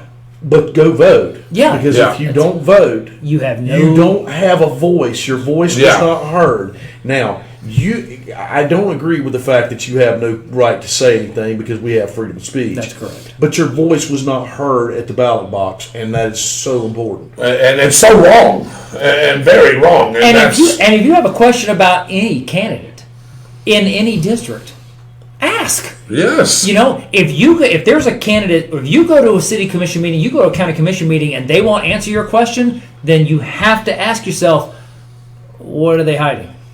One of the big things that's come up, and this is outside of my purview, so I'm looking at this from the outside looking in here, but it's fascinating to me as a resident of Bradford County that the county commission spent $30,000 to $40,000, almost $50,000 for a camera system and video system that would allow them to broadcast county commission meetings, and the county commissioner said, no, we don't want to do that. But I'm okay because On the Spot with David Rodgers can do it for him. Well, and that's I get it, Mike. Yeah. But why not? I know that's one of the things that I'm kind of pushing for is why aren't we streaming city commission meetings? Yeah. Some people can't. Maybe they can't get out to go, but they still deserve to know what's going on in their community. And that's why we do what we do right here. I want to ask you a question so bad, but I know. Yeah, don't do that. I know where you're going with that. But that's why we do what we do is because we do want the citizens of Bradford County to know what's going on. And they have the right to know. Absolutely. There's people out there, how many times have we said it, that are that need wheelchair assistant or they're bedridden and they can't go, but they want to know what's going on because they care where they live. Sure. And we need a streaming mechanism, as Mike said, to do that. And right now, On the Spot with David Rodgers really is the only one doing it. The newspaper is, yes, but you don't get it until maybe a day or two later. You're getting this live. Yeah, man, when you went live that other night, man, I'm like, man, I forgot all about that. Good, and you went and boom, and look how many people were watching that. And thank you for doing that. Yeah, we get emails here through On the Spot from viewers asking us if we're going to be there. Absolutely right. Yes, we do. They're asking us to be there. Yeah, because they know us now. They know what we do and who we care about. And I don't think Michael would run for city commissioner if he didn't care. And I know we've known him for a long time. If he didn't care about what happens in his community and what happened to the people in his district, not only in his district, he cares about everybody. It starts in his district, though. And that's, I don't think he would be running if he didn't feel that way. These commissioners sitting there, and maybe they're afraid to say something that their constituents will not like to hear. They're afraid to put it on the air. Right. Yeah. $50,000 in equipment that they That we would love to have, by the way. to stream everybody in the county, Yeah. and they don't use it. Yeah. That's wrong. That's wrong. And they won't tell you why. That's the thing that gets Yeah. me. Yeah. They won't come out and say why. They just say, I have a feeling why. "Oh, I And you have, we all have our opinions. I know why. Because when these people are capable of responding to that through a live stream, they're going to get a lot more feedback. Yes, they than are. what they do in that small county. And those comments we can't even keep up with them fast enough. Scrolling. We can't even answer them all. Sort of the same reason I heard. We need to ask I know you're on the train tonight. Mike, I've got a question for you. Unless, Dave, you know it and the sheriff said this. I don't know if this question was brought up. Randy Brooks has got a good question. Okay. He says, how much would be saved if the police drove their own cars to work and home? And is it feasible? And is it... Okay, so great question, and let me explain why there's a take-home vehicle policy. I have a take-home vehicle, okay? Deputies have take-home vehicles. City police officers have take-home vehicles. And the reason for that is because if you're assigned a take-home vehicle, you're expected to come in 24 hours a day. just like he is. He's on call. He's on call 24/7. I'm on call 20. There's a reason why I carry 2 phones with me at any given time is because I'm on call 24 hours a day. So it's a good point. And there are agencies where they're allowed to take their vehicle to, say, the county line or somewhere else like that one. And others, but state troopers, everybody, public safety, certain agencies in Byron's case, where there's significant customer care issues that have to go in there. You're on call. If you're going to be on call, you have to provide them. You either have to pay them a stipend or provide them the vehicle. If I am a police officer and I get a call at 1 o'clock in the morning that says, "Hey, we've had a train derailment. I need to help evacuate the city. I need you here in 30 minutes." I can get in my police car and come, as opposed to getting my driving home. Go get into my police car and then drive it.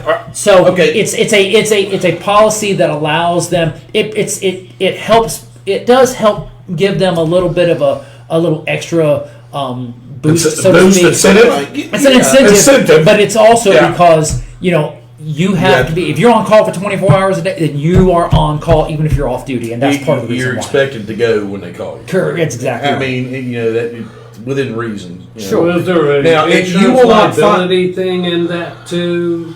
I'm sure all that has been. There is, and here's the way it works. So, for example, if you live out of county for the agency that you work for, you're covered on insurance when you drive to or from your place of employment. Right. You can use your vehicle. Like I can use my vehicle if I want to go to the grocery store. I can take my vehicle because I can be called out to go anywhere. Right. That's pretty much basically what we're told to. If I'm taking my wife to see a concert in Jacksonville, I'm not taking my vehicle, but I have to notify my lieutenant, "Hey, I'm not on call. I'm out of pocket. Is that okay?" "Yes, that's okay." Now I'm off duty and I'm not on call. I can't be driving my county vehicle now. Right. It's a waste of county resources to be driving a vehicle then when you're not expected to. Let's call a spade a spade. You can't use it for personal business. That's exactly right. Yeah, and to what he just said, into that realm. Not like that. Right. Okay, here is something everybody needs to know. Florida does not have an on-call law. Florida is governed by the federal on-call statutes. Correct. Yes. So if you are interested in looking that up, you're not going to find it in Florida law. You have to go to the federal on-call laws. Right. Just to let everybody know that, and I've looked, trust me, I've looked into this because there's been a couple times I don't think that's right.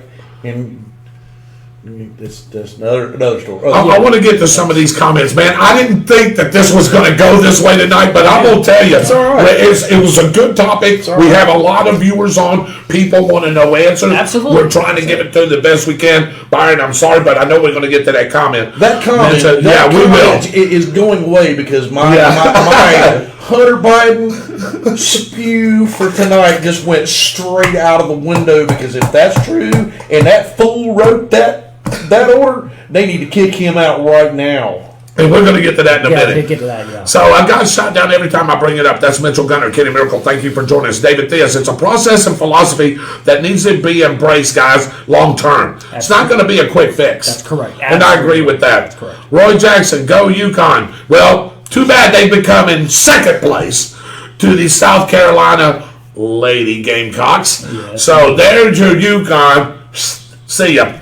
And we'll get that in a minute. Billy Rayberg's on. I hope he's on his meds. David Theus back on again. Mitch Gunner, Roy Jackson, Melissa Krebs, Gail Allen. Just don't let the development wag the dog.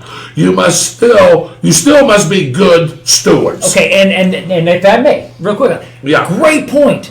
Okay, so there are certain policies and procedures that go into effect when you do this. For example, if you have noticed, if you drive down 301, Dave Holland sees it every single day. There's a Holiday Inn Express on the south side of the city of Stark.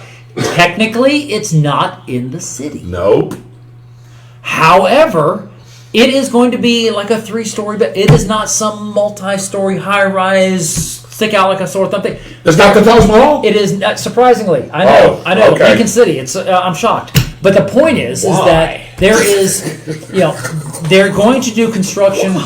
New construction has to be monitored and it has to be managed properly. Again, all part of strategic planning, and that's one thing you have to give kudos for, is that they are going to do construction in a way that is beneficial to business and commerce, but also to local government. That's the reason why the city of Stark is providing the water service for that, so that we have fire suppression systems in place to be able to support the building and everything like that. But the key here is that if you let businesses and new construction run rampant, then what you end up with is a runaway freight train, and you then are going to throw more money into infrastructure and public safety to try to keep up with the demand, and as a result, the taxes are going to skyrocket by making people that live in the city pay for the resources that are needed to take care of the new construction that wasn't managed properly in the first place. And yes, I understand exactly what you're saying, but you're talking about building a decent sized Holiday Inn Express. Mm-hmm. You can build it. Yeah. Because you're sitting right in the middle of Gainesville and Jacksonville, and there are all sort of events that happen in both places. That's true. Mm-hmm. There are people that come from out of town. Yep. They can't find hotels in those places during those events, and that is extra revenue coming in from Bradford County. And that's true, but but you also have to understand, this is not just the footprint of a building that's going right here.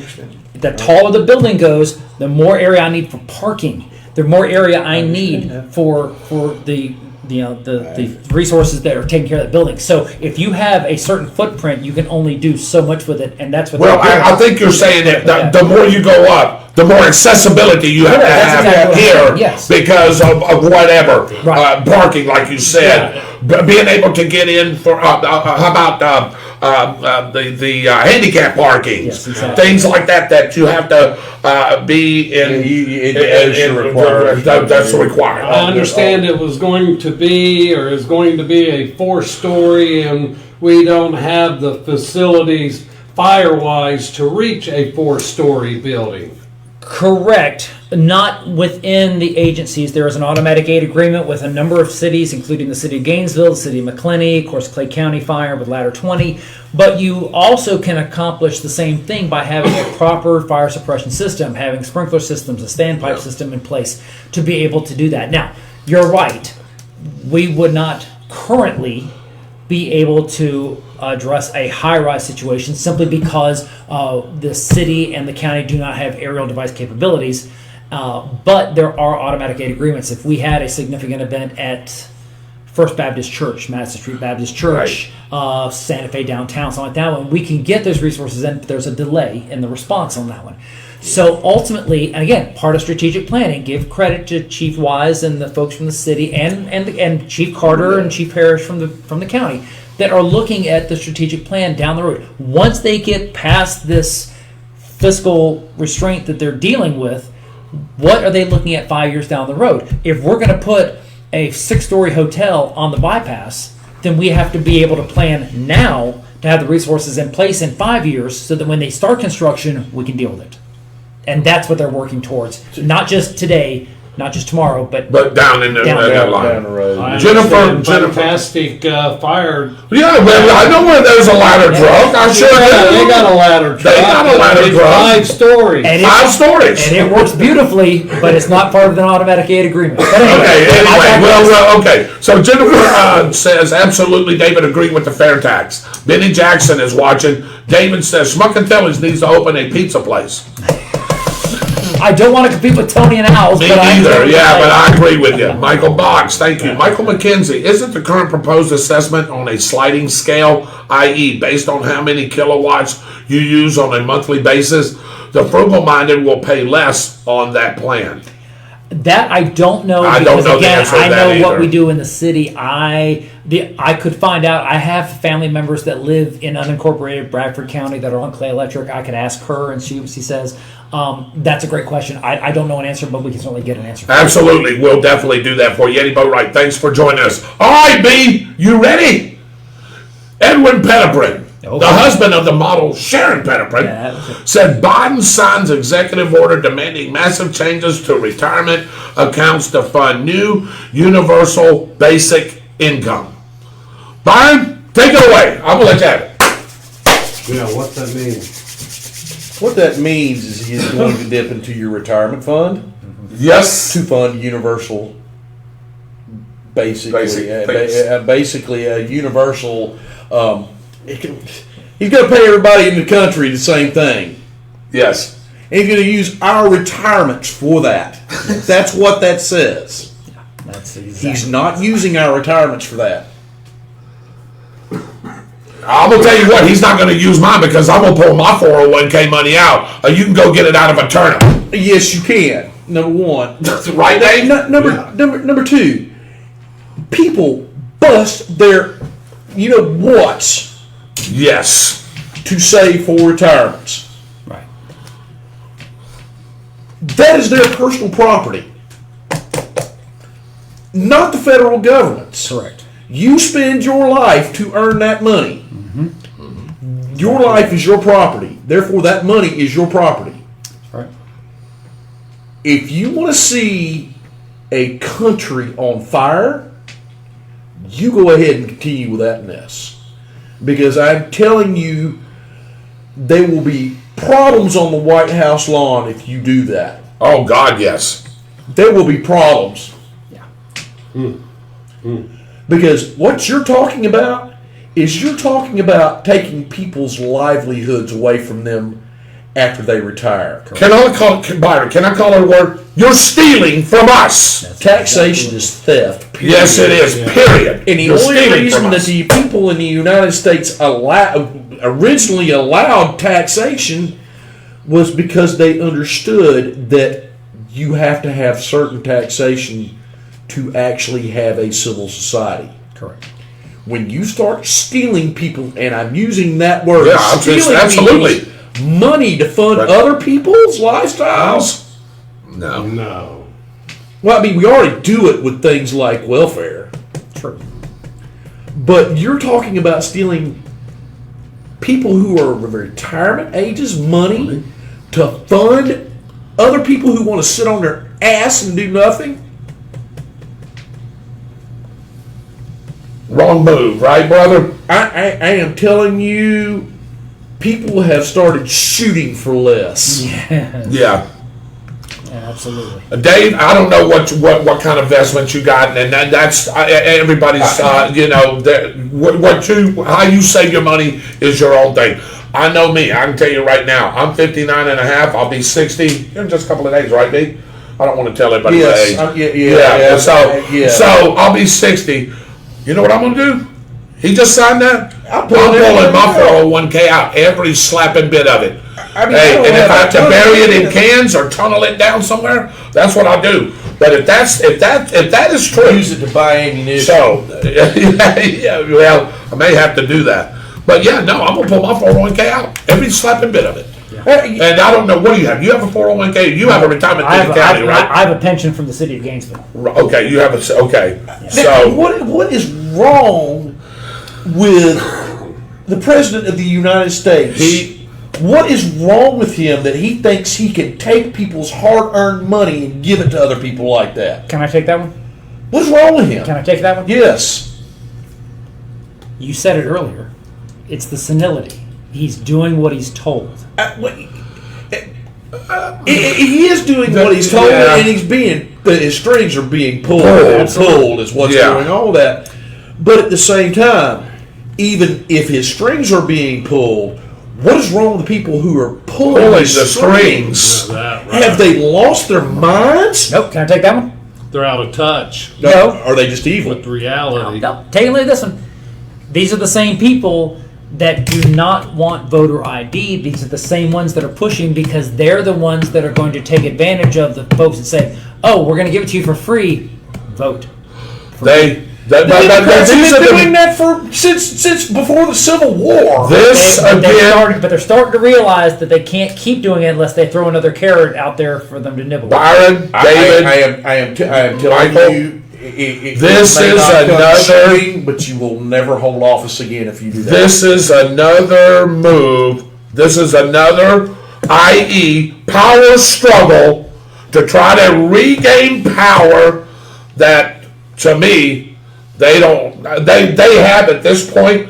But I'm telling you right now, when the midterms come, I think you're going to see some turnarounds in that. David, Sure. But they're selling their fate with crap like this because They're going to get slaughtered in the midterm. Good. Good. And Keep doing this garbage is what I'm trying to I'm say. telling you, it will be a landslide. Yes, it will. There will be majorities, hopefully super majorities in both of them. I'm hearing people say that voted the other way, and I'm just going to leave it that way. The other way, saying, "Oh my freaking gosh, what in the hell did I do?"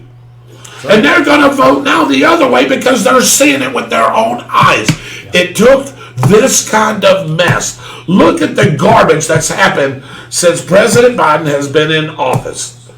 Hey, the little, and I call it little, but it's very big, miscue in Afghanistan. Are you kidding me? There's still Americans. There's still Americans in Afghanistan that we haven't Americans got have now. been killed, and it's on his head. Yeah. I have a question for you. Here's another one that made me furious. That happened this week.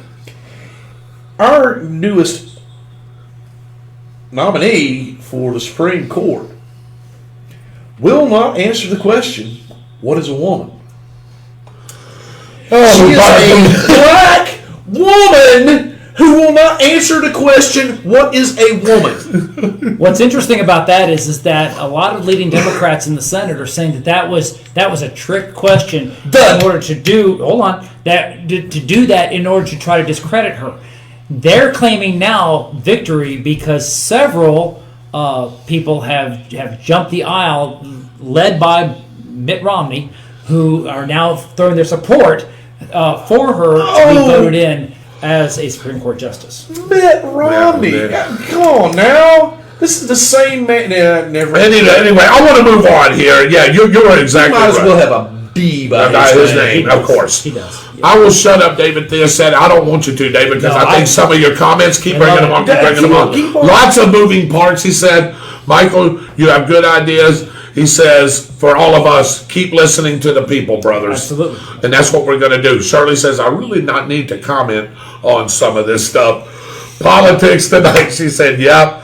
David Thea says, hey, Robbie Tarter. Do you know Robbie Tarter? I know the name.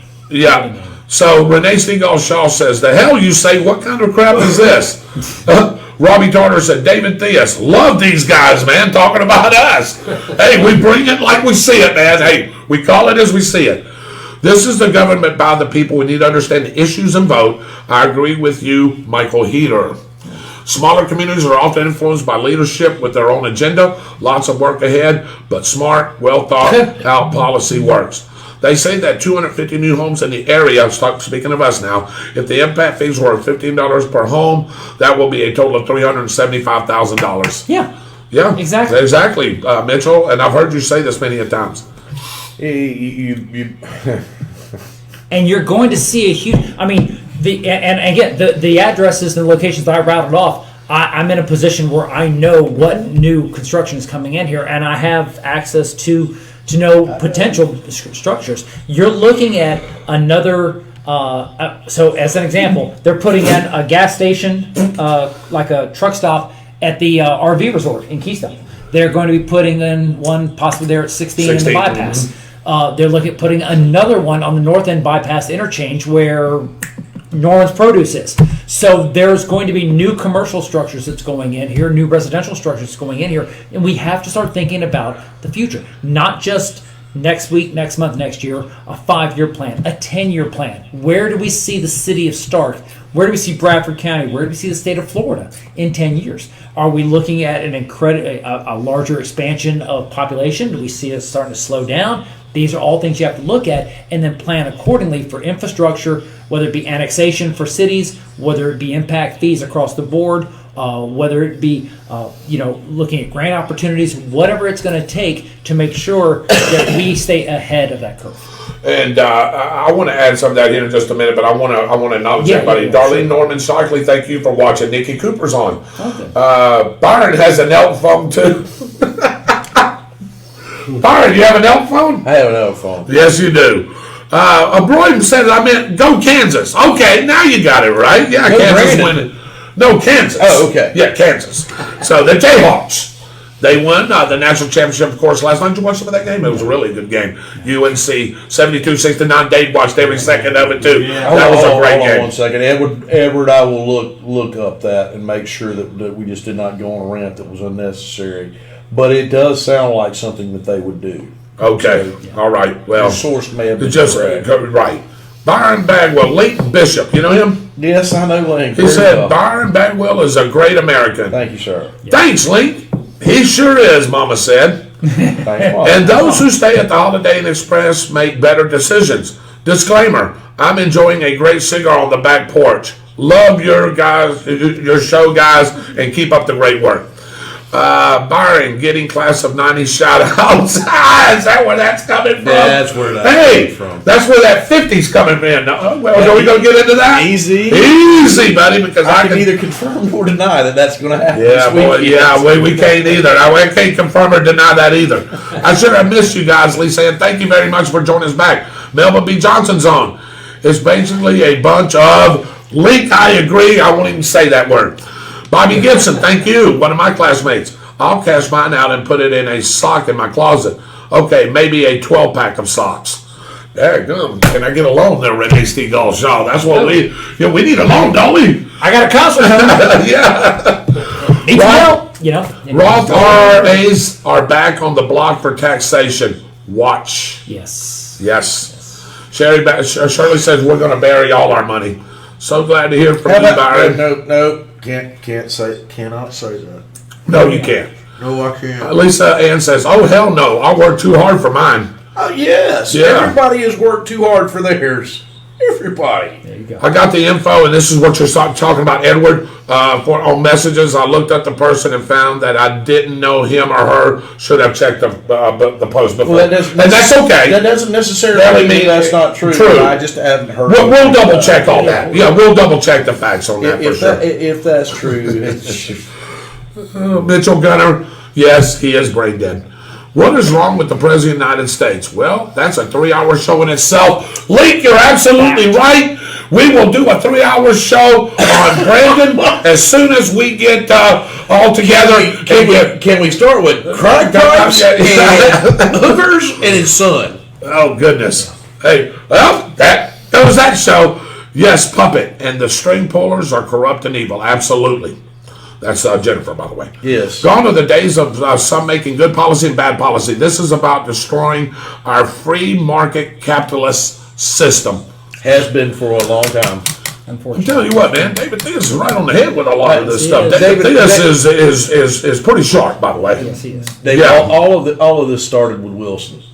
Yes. About 120 years ago. Yeah. Shirley Bagwell says, "Amen, David." Jimmy Bowers is watching. I work with Jimmy Bowers over at Lake City. Hi, Jimmy. I hope that you're resting your arms up. We got a heck of a lot of joints to build tomorrow.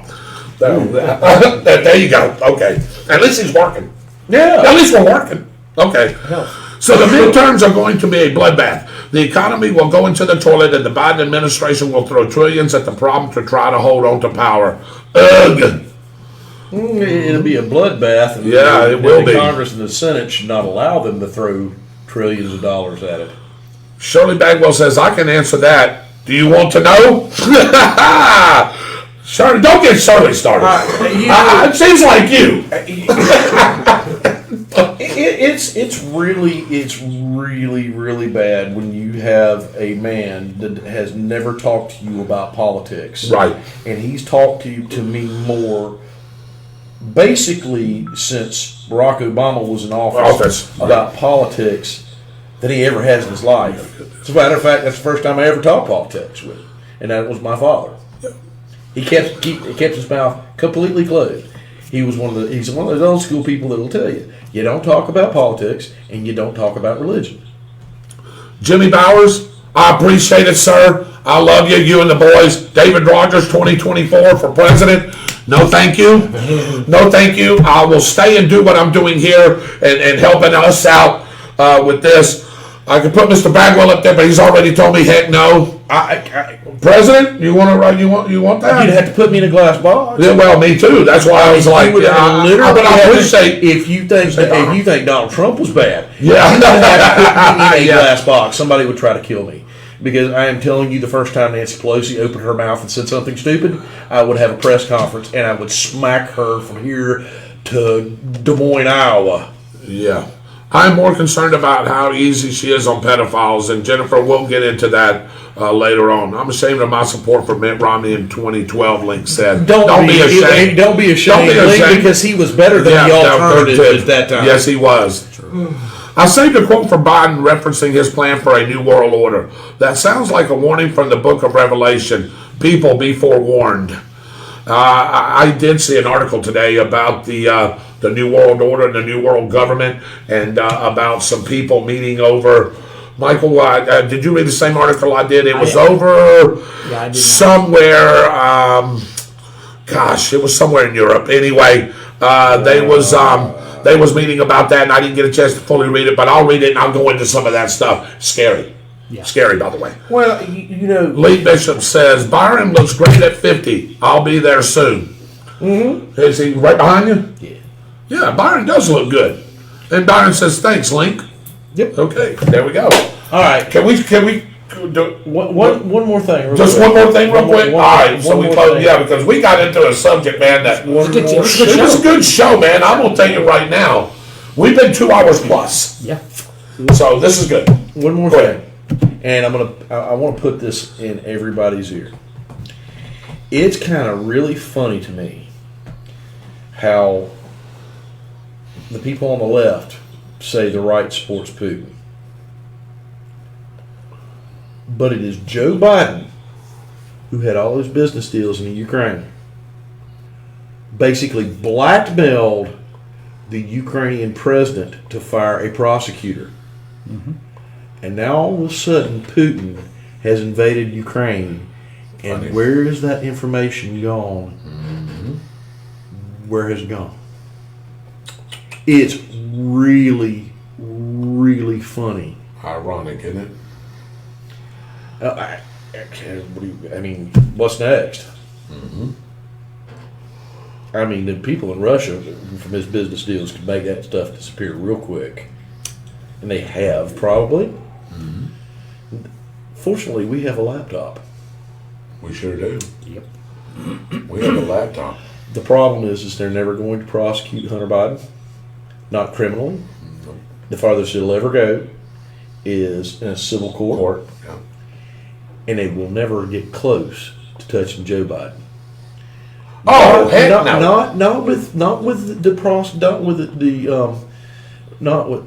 I can't even remember what the highest law officer in the nation right now is. Oh, Lord. Oh, I know who you're talking about. Attorney General. General, yeah. Not only the Attorney General that we have now. It's possible that happens later. I sure hope so. And I don't care what type of PR it gives. I don't care what it makes the Republicans look like, because nobody is above the law in this country. Yeah. Those are my closing thoughts. All right, real quick. She says, Jennifer, is her birthday around us? Yes. Oh, she says she'll be there the same day. Okay, that's great. We got a lot of April birthdays, by the way. Lee Bishop told me to ask you something. Mm-hmm. She says, just have Byron say hello. My name is Inigo Montoya. Can you... Inigo Montoya? There you go. Say hello. Hello.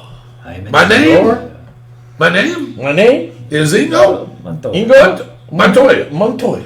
He says, you killed my father. Prepare to die. Prepare to die. I knew that was a great movie, too. Great movie, by the way. It really is. You got that right, Lee. Thanks for joining us. And I know why he's saying that. Yeah, absolutely. Thank you, guys. It was a great show. Went off on some other stuff. We actually had a show prepared, to be honest. Yeah, we did. But you know what? We got into a subject. It got people entertained. It got people commenting, people concerned. I hope we did our due justice in bringing you the information. Michael, great explanation on a lot of things tonight, dealing, of course, with the county, the city, with fire and rescue, the taxes. Byron, a lot of great input from you in on this same subject. I thought we all did a great job, Dave. Thanks for your input as well. But I really want to thank the people that's on our show. They really drove this tonight with their great comments. I am telling you, man, I've seen David. you are watching them. I've seen a lot of great comments here tonight. And, we're just fired up about our community. We love our community. We love the people here. We all live here.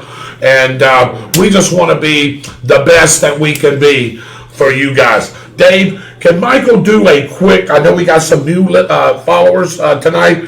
Can we do a little bit of weather? We've got some guys that just came on late is what I meant to say. Sure. All right. Yeah, let's take a quick look at we'll knock out some of the weather real quick. Let's take a look at the pollen first. Let's do pollen first here. For those of you that love oak, boy, have I got a winning forecast for you. 10.3 tomorrow on a scale going up to 12. It starts to level off at 9.7 the rest of the week. Numbers drop as we get into the weekend because we have rain moving into the forecast. Now that rain, just so you know, could be potentially severe in those areas north of the state line. But you can see on the graphic, Lake City, Union County, northern Bradford County. So Lottie, you're not out of the woods yet. Northern Clay County, headed over towards Jack's Beach, areas to the points north. Southern Georgia especially, we're expecting severe weather to roll in here. Warner Robins, Georgia, several hours ago had a massive tornado tore through the town. A lot of damage. Injuries reported. Search and rescue operations continue at this hour. That's breaking news coming out of southern Georgia as a result of a tornado associated with this storm front that's moving through. We are going to see rain moving through the area tonight. Now, as you can see, this is a forecast for tomorrow. As that boundary moves through overnight, it's going to give us some more rain throughout the day. Thursday, we're going to see more rain, but by Friday, it's going to look beautiful. Take a look at the graphic. You can see the wind direction on this, the small arrows. Southerly winds coming in over the peninsula with 76, 80, and 84 along the Atlantic coast, but the humidity is going to be higher. The numbers on the west side of the front have winds coming out of the west. Lower humidity, much more comfortable, still favorable conditions, and it's only going to get better as we make our way through the weekend. Locally, here's the forecast. We're going to see rain tomorrow. We're going to see rain on Thursday. Then it starts to clear out. Partly cloudy skies by Friday. Check out the temperature drops, though. 85 degrees tomorrow, dropping down to 71 on Friday. Lower 70s this weekend under beautiful sunny skies. Great weather for the concert coming up Saturday night at 6 p.m. at the Downtown Square. That's going to come after the Touch a Truck event scheduled from 10 until 1. Check out these lows. 69 degrees Wednesday morning, 49 degrees Friday morning. Lows are going to be in the 50s as we make our way through the entire time as well. One last thing I want to add as it comes to that real quick here. For those of you that are interested in helping us out like that one, I want to give a shout out to Craig Falstro, Heating and Air Conditioning. They presented the Fantastic Fire Brigade with a check to help as a sponsor for the Majesty of Rock concert that is scheduled up for Saturday night. We still have space available for sponsorships. If you would like to have your business or a personal donation, it's up to you, but if you'd like to be involved in the sponsorship of bringing entertainment, wholesome family entertainment to the downtown Stark area, then by all means, reach out to me. You can find us at the Fantastic Fire Brigade page on Facebook. You can send us an email. People know how to get a hold of me via the show here, On the Spot with David Rodgers. You can email us here at onthespot32091@gmail.com. I'm not that hard to find. But thank you, Craig, Amber, and the staff at Faltro for your sponsorship check for that one. We appreciate this one. This is going to go a long way in helping us bring a lot of good, wholesome entertainment to the city of Stark and to the downtown area. We are still a little bit in the hole. If you or your business would like to sponsor the concert series, reach out to us. We would love to have you and make you a part of this team. By the way, Mr. Falstro, I'll tell you what I'll do. Since you gave that willing donation right there, I'll tell you what, if it's all right with Dave, we'll like to do a commercial for you. We'll put it on our show here. Okay. We'll air it. Let's see how he likes it. Maybe down the line, you'd like to be maybe we'll do it for a month or so, and maybe you'd like to be a sponsor of On the Spot with David Rodgers. How about that, Dave? Yeah, what do you think? We can make that happen with Craig. I like Craig. That. He comes out to our house, fixes my air conditioning, things like that. Does great work. So I really appreciate that. Yes, indeed. All right. Thank you. Here we go. Let's see. Jennifer's okay. Great show, guys. Thank you very much. Thanks, Yeah, really. It's y'all's show, man. We're just the mouthpieces here. We need a DOJ who will bring it. POTUS makes a call to the current DOJ and says, sit on it, get fired up. He says, David, let's talk about Bradford football. I promise you, We are going to talk. We're going to talk about that. Yes, we You're are. looking at the guys that's going to be on the radio. Michael is going to help us out with enjoy things. that. We're going to enjoy that. We're looking forward to that, by the way. And don't forget, next Monday night, 5:30 p.m., Yes. the Touchdown Club is going to be meeting at the Downtown Yes. Grill. If you are excited about tornado football, as we are excited about Yeah. tornado football, come out and join us. Become part of the Touchdown Club. See what's going on with the booster plan Yeah. and the program that we're doing here to really bring our level of football championship. Hey, we got weightlifting and we got basketball. It's time for a football championship in Bradford County. Yeah, it sure is. It's been a long time. It's been 60 years. It's time for another one. And you don't even have to be a member to come. Come join us, man. Just listen in. Yeah, just listen in. If you don't want to be a member, you come and listen in on what's going on. They give great notes. I meant to go over them tonight, but hey, we got tied up in some other things, which is okay. Yeah. We'll get to that at some point. But like Mike said, come out to that Tornado Touchdown Club over at the Downtown Grill. Absolutely. 5:30 start time. Yep. Oh, thank you, Mitchell. I didn't mean to say that. And I meant to say it in my prayer, and I sort of did. Keep the Stevens family in your prayers and thoughts. Please do. Donald Stevens was a brother to all of us. Austin, Michael gets a lot of his weather from Austin's Weather Service. Yeah. And that young man and his mother are going through some trials and tribulations right now. And if anybody knows Austin, he's pretty much legally blind, and he is trying to support and help his mother out along with the other family members. But Donald Stevens was a brother to us. He passed away, and he will be greatly missed. I know Byron's seen him there toward the end, and I went over there last week a couple of times, and brother, I remember David, Michael, Byron, I remember him sitting right over here. Yeah. Man, just giving us some comments and giving us some great stuff. Life. And then So just alive. life, full of life. Absolutely. And then, man, I just seen him like that. For years. It was, can I be honest, man? It was hard to see. It was hard to witness. It was hard to talk to him because I know he understood what I was saying, and it just looked at me. It left me teary-eyed. Yeah. It did when I left out of there. I cried on down the road going home. Yeah. That's how close he was. Austin, I haven't talked to the boys yet about some of the projects that you got going on. I know me and you have talked to Austin about an hour today on the way to work. Right.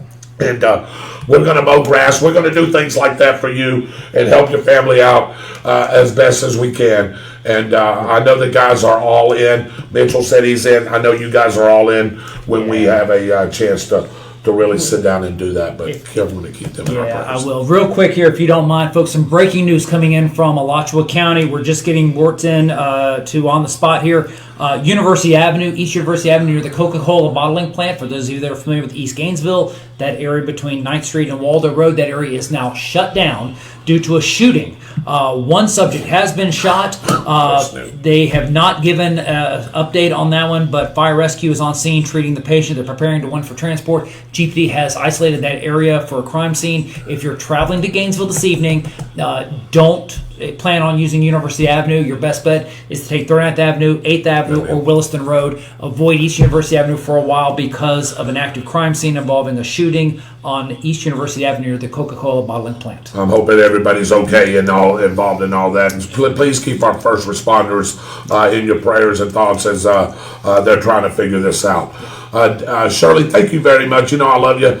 She says sorry she couldn't hear the first part. It was part of her phone. She just had to reboot it, and get some things going. David, thank you very much. We hope it was a great show for you as well. And we appreciate you. Yeah, absolutely. No, certainly. Condolences to Austin's family. I understand his dad passed away this week. That's exactly right, Renee. That was tough. We just talked about it here just a few minutes ago, as Donald used to be a part of our family. And, of course, Mr. Bagwell there says amen to everything. And, Jennifer, thank you again for watching and everybody that's tuning in. It was a great show tonight. Love each and every one of you. We all do. We love the county that we live in. We love the cities that we live in. And we bring it to you that way as we did tonight because we care, Byron. That's right. We care. We care about not only us, we care about our families, we care about the people in this community. And if you don't believe that, just watch some of our past shows and you can see how we built up even to this show here.